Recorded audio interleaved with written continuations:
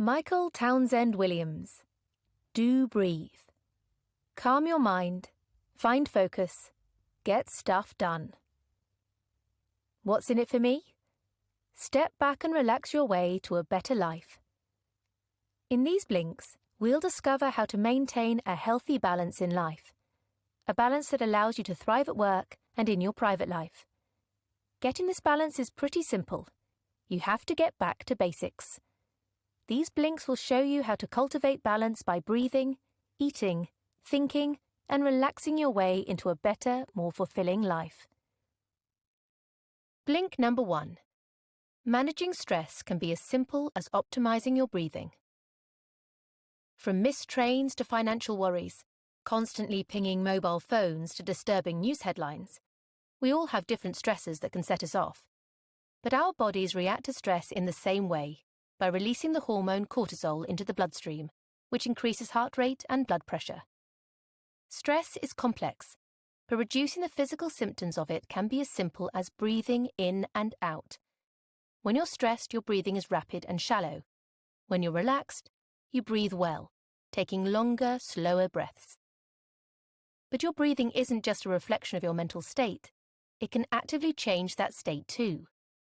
Mimicking relaxed breathing tricks the body into thinking you actually are relaxed. What's more, drawing long, slow breaths for 60 seconds is enough to rid the bloodstream of the stress hormone cortisol entirely. Does that mean you have to learn to breathe well? Not quite. You were born with the ability to breathe like this. You might just need to remember it. Have you ever seen a baby breathing? She inhales through her nose and fills her belly with breath. Then she exhales through her nose for longer than the length of her inhale. There's a reason for this. Nose hairs filter the air, making the nose the best breathing organ. And a long exhale stimulates the parasympathetic nervous system, which promotes rest and digestion. Now ask yourself, are you breathing like a baby? Let's work on that. The first step is to pay attention to your breathing in different contexts. Get to know your breathing. It's as unique as you are. When you know your breathing, you can learn to recognize the onset of stress and anxiety and calm yourself before your body and mind hit the panic button. So how can you breathe like a baby again? Breathe in and out through your nose. Fill your belly and diaphragm with each breath. This will help center you and give you a sense of calm control. Breathe out for longer than you breathe in. Why don't you take a few deep breaths before you move on to the next blink? You might find that you're feeling more focused and less overwhelmed already. Blink number 2. The only productivity hack you'll ever need is simplicity. Bullet journals, desktop calendars, online to-do lists. With so many productivity apps and hacks floating around, it's surely never been easier to reach peak productivity, right? Wrong. All those apps and life hacks promote organization and efficiency. And that's great. After all, living with chaos is stressful. When you're disorganized, important tasks and memos slip through the cracks and you fall behind, which is enough to make anyone stressed. But downloading a plethora of productivity boosters is not the answer. Apps like these are inputs, systems you use to receive and manage information. Excessive inputs are probably keeping you from achieving peak productivity. To actually boost productivity, you need to streamline your inputs. Do you get emails to 3 different addresses? Divert them all to a single account. Do you get paper and online bank statements? Keep one and cancel the other. When you get a message on one social media platform, are you immediately notified through another platform? Mute those notifications. In fact, mute all your non-essential notifications. Information overload can induce serious stress. Streamlining your inputs limits the channels through which information can reach you and makes coping with it much more manageable. Next, set up an old-school paper filing system. Yes, we ostensibly live in a paperless world, but look around you. Is your environment actually paperless? Don't lose critical documents or key pieces of information by neglecting to streamline physical information, as well as digital information. Finally, optimize your to-do list. Avoid filling it with one-word items like tax. Assign each task a verb. Instead of tax, write file tax. If you can't think of the right verb for your task, it'll need some clarifying before it goes on the list. Place each task in context, too. Where are you going to file your tax? Online? At your accountant's office? Add that information. The clearer you make each task, the easier it will be to execute. It helps to break tasks down into smaller steps. Perhaps file tax has been at the top of your to-do list for months. What's stopping you from checking it off? Let's say you haven't filed your tax because you don't have the forms, and you don't have the forms because you need your accountant to send them to you. File tax should read, email accountant, re-forms. When you streamline and optimize your workflow and your flow of information, you reduce the mental friction around completing your tasks. Blink number 3. To live the life of your dreams, first face your fears. Are you the kind of person that lives fearlessly, acts spontaneously, tries new things, takes bold leaps in your professional and personal life? Or are you the kind of person that watches from the sidelines while others chase their dreams? Odds are you're the second person. Most of us are. We know what we want out of life, and yet we fail to act on our desires. So what's stopping us? Fear. Fear of failure, fear of embarrassment, fear of humiliation. Fear of fear itself. But people that take risks and embrace challenges aren't superhumans who are impervious to fear. They're just better than others at facing them. Luckily, courage is a skill that everyone can learn, and that includes you. The first step on your journey to facing fear is changing your mindset. When it comes to learning new things, says psychologist Professor Carol Dweck, you either have a fixed mindset or a growth mindset. A fixed mindset promotes results-driven thinking. With a fixed mindset, you focus on the outcome of a task, not its process. If you attempt a task and the outcome is unsuccessful, you assume the outcome will never be successful. Worse, the deeper you settle into this mindset, the more likely you are to dismiss something as unachievable before you've even tried it. A growth mindset focuses on a task's process rather than its outcome. As a result, those with growth mindsets see difficulties as positive challenges rather than roadblocks to success, and reframe mistakes as learning opportunities. With a growth mindset, you're more likely to embrace risk. Fear of failure doesn't come into the equation because, in the growth mindset way of thinking, there's nothing to fear about failure. Here's some good news. Nothing is fixed about a fixed mindset, and it's never too late to cultivate a growth mindset. Begin by expecting less. Have you always dreamed of writing a book? Don't sit down to write with the aim of finishing a novel in 6 months. Sit down to write with the aim of writing. When you don't attach expectations to a new challenge, you're more likely to engage with the process. Seeing value in the process, not the results, mitigates that fear of failure, which is blocking you from achieving. To really embrace a growth mindset, follow the advice of US First Lady Eleanor Roosevelt, who said, "Do one thing every day that scares you." Don't live your life on the sidelines. Embrace the things that you shrink from doing.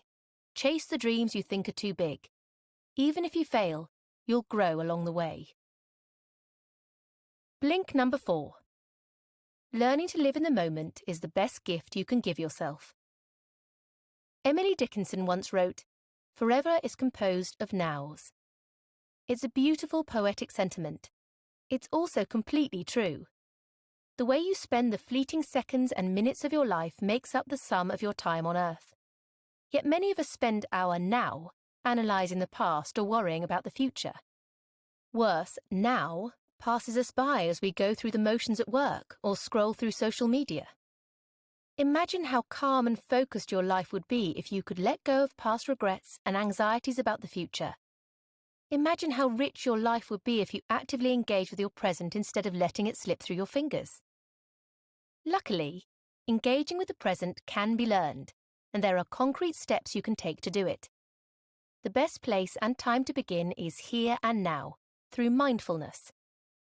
Mindfulness is the practice of being aware of yourself and your thoughts in the present moment and, crucially, accepting your present moment without judgment or anxiety. Mindfulness begins with awareness, and awareness stems from relaxed attention.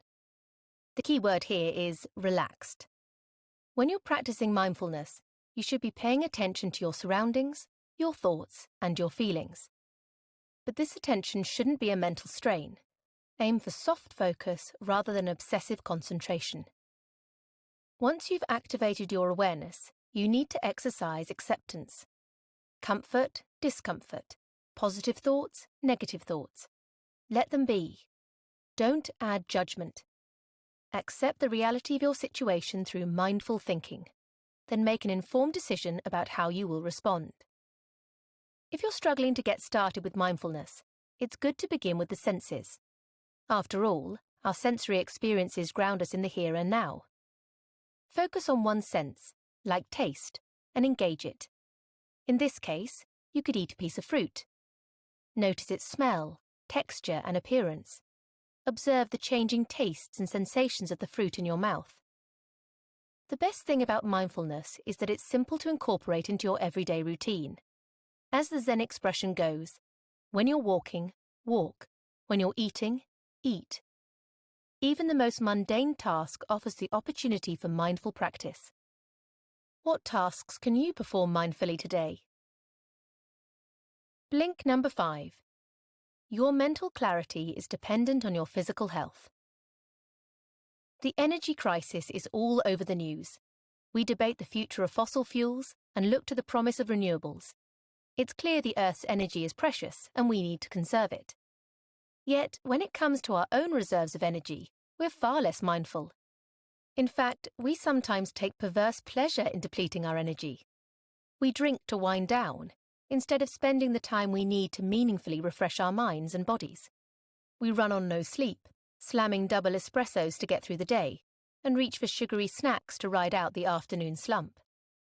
There's no point honing mental clarity and refining mindful thinking techniques if you're not taking corresponding care of your body. A healthy body is the path to a calm, uncluttered mind. If you're feeling distracted, unfocused, and all-round mentally exhausted, you're likely physically exhausted too. Sleep is essential for physical and mental energy. Ideally, you should get at least 1 hour of sleep for every 2 hours you're awake. Let's say you are getting enough sleep, but you still can't shake that mid-afternoon malaise. Well, you might not be meant to shake it. Our body's rhythms enter a natural slump during this time. You could try and fight it, or you could try a power nap. If you're napping, you're in good company. Leonardo da Vinci, Salvador Dali, and Winston Churchill were all habitual nappers. In fact, Churchill swore that naps were the secret to his legendary productivity. Of course, until the workplace catches on to the power nap, you might not be able to have an afternoon snooze. Don't turn to coffee or sugar for a quick energy hit. Nourish yourself with brain food. Whole grains release energy slowly and sustainably into the bloodstream and brain, keeping you alert for longer. Other brain-friendly foods include oily fish and blueberries, both of which are rich in vitamins that are essential to brain function. Eating right and sleeping well are necessary for our well-being. Relaxation is another necessity, yet many of us treat it as a luxury or try to fast-track it. Unwinding properly takes time. Are you taking shortcuts to relaxation, like drinking a glass of wine or spending a few hours in front of Netflix? There's no need to cut these pleasures out of your life, but don't let them crowd out deeper, more mindful forms of relaxation, like meditation, a long walk or bath, or an hour's reading. Blink number 6. Mental focus is a muscle you can exercise. Did you know you're the custodian of a resource so potent and, potentially, so profitable that startups, apps, and websites spend millions trying to squeeze it from you? That resource is your attention. Are you making the most of it? If you've never found it difficult to settle down to work, or looked up to find that you've spent 45 minutes down an internet rabbit hole, you can go ahead and skip this blink. It sounds like you've honed your focus to perfection. For the rest of us, however, there's no need to despair. refining your powers of focus might be easier than you think. Let's begin by defining how focus should look. Many people think that applying themselves to a task with focus means approaching everything with the intensity of solving a complex physics equation. But this laser focus is actually only one mode of focus. Just like a camera, we can zoom in on granular details and also zoom out to capture a panorama. Finding your focus doesn't mean losing your perspective. Similarly, finding focus doesn't mean ignoring all distractions. Sometimes, our tendency to distraction is actually trying to tell us something. If you sit down to do something but just can't focus, ask yourself why. Is there a deeper reason? Perhaps you're afraid of failing and need to address this fear before you continue. Or perhaps you don't want to tackle the task because you know, subconsciously, it's not a good use of your energy. Nevertheless, distractions can stop us from using our time and attention wisely. If you often feel like distractions prevent you from making the most of your days, try a simple time management technique, like the Pomodoro strategy, developed by entrepreneur Francesco Cirillo. Set a timer to 25 minutes, the length of a Pomodoro interval. At the end of the Pomodoro, take a 5-minute break. After a few Pomodoros, take a longer break. The idea is that it's easier to sustain focused, distraction-free bursts of work over shorter intervals. But working on your focus doesn't need to stop at a Pomodoro. To achieve deeper, more profound focus, try meditation. Yogic meditation was actually developed to hone mental focus, and this ancient practice has modern credibility. Neuroscientists at the University of Wisconsin-Madison, for example, have found that meditation improves our ability to ignore distractions and to shift from one task to another without losing focus in the meantime.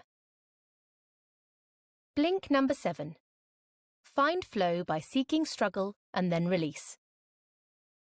Picture this. You're engaged in an activity, whether that's writing computer code or painting a landscape, and you get so absorbed you completely lose track of time. Does this sound familiar? If you're nodding yes, then you've likely experienced what psychologist Mihai Csikszentmihalyi calls a flow state. Flow, says Csikszentmihalyi, is the optimal creative state. We experience flow when a task stretches our abilities, but not so much that our skills can't meet the challenge of said task. This delicate balance between ability and challenge produces a state of total absorption. In this state, we lose sense of time and stop paying attention to our inner critic. All of a sudden, our task feels effortless. New, intuitive connections and solutions present themselves to us, as if by magic. It's not surprising, then, that Csikszentmihalyi believed many individuals produce their best work when they were within a flow state. Another psychologist, Abraham Maslow, sees even more potential in flow. Flow, he believes, doesn't just produce exceptional creative work. Flow can generate peak human experiences, which are exhilarating and elevating, regardless of whether you're rock climbing or baking. These peak experiences can be accessed by anyone. Right, so it's great to flow. But how exactly does it work? Well, every flow cycle starts with struggle, when you feel challenged and perhaps even stressed. Although your instinct at this stage might be to give up, it's important that you push on. That's because struggle leads to release, where you let go and trust in yourself. It's that specific combination of struggle followed by release that creates flow. By cultivating conditions that are favourable to achieving the first 2 stages of the flow cycle, you can actually manifest flow for yourself. Here's how to do it. Begin by finding your struggle. This requires persistence. Don't give up on challenging tasks. Instead, reframe them as opportunities to create struggle. When you see challenging tasks as an entry point for your flow state, you'll embrace them with enthusiasm. Then, work towards release. Where struggle requires effort, release requires patience and stillness. If you're having trouble surrendering to your task, try deep breathing or mindful thinking. Both strategies will calm you, creating an optimal mental environment for release. Finally, remember that flow should be an autotelic, or self-contained experience. The point of finding flow is simply to find flow, not to produce a specific result. Letting go of preconceived notions of what you should achieve will make it easier to release from your struggle and get in the zone. Blink number 8. Breaking bad habits isn't as hard as you might think. Ever wondered why Steve Jobs always wore the same black turtleneck? The short answer is habit. The longer answer is Jobs did this out of an intentional action, because he knew that when we do things habitually, we do them without thinking about them. Because Jobs chose his clothes from habit, he could conserve his precious mental energy for things like coming up with the iPhone. We make habitual decisions every day. In fact, researchers at Duke University estimate that 40% of our decisions are habit-based. 40% of what we do each day is done on autopilot. That's great news for all the good habits you've established, whether it's no screens before bed or a daily morning yoga practice. Having good habits means you're doing great and healthy things for yourself automatically. The prognosis is less positive for bad habits. Say you're in the habit of checking your phone before you get out of bed in the morning. Though you know it's not the best way to start the day, you can't stop doing it. That's because you do it without thinking. Our habits are ingrained. This is also why the bad ones are so hard to kick. Luckily, it's possible to get rid of bad habits and establish better ones. You simply need to understand something called the habit loop. The loop consists of a cue that triggers your brain into acting out the habit. This is followed by the routine, or the habit itself. The loop finishes with a reward, the satisfaction that your routine brings you. To break a bad habit, dismantle your habit loop.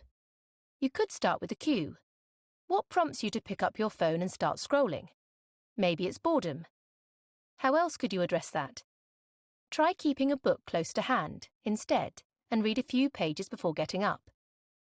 You can also work backwards by identifying the reward. Let's say you eat a chocolate bar in the work break room every afternoon. Is the positive reward the chocolate itself, or is it the chance to take a break and socialize with colleagues? If it's the second, think about different, better routines that might produce the same reward. Walking around the office, stopping to chat with co-workers, perhaps. Look critically at your habits and recalibrate the bad ones by replacing them with healthier ones. Soon, you'll be taking care of your body and your mind without even stopping to think about it. You've just listened to our blinks to Do Breathe by Michael Townsend Williams. The key message in these blinks is that life can often feel overwhelming and complicated, but the strategies you need to manage life stressors don't have to be either of those things. When you're feeling under pressure, going back to basics will help you find focus, clarity, and fulfillment. Bringing your awareness to something as simple as breathing is enough to create lasting and positive change. Want some more helpful advice? Then strike a power pose. The way you position yourself physically affects how others see you, as well as your own mood. Adjusting your stance can instantly boost confidence. The next time you need a quick self-esteem fix, try standing with your feet a little wider than your hips. Put your hands on your hips and take a few deep breaths into your belly. You'll soon feel ready to take on the world. Do you have some feedback for us? Because if you do, then we'd love to hear what you think about our content. So just drop us an email with your thoughts to remember@blinkist.com with the title of this book as the subject line. And the title is Do Breathe.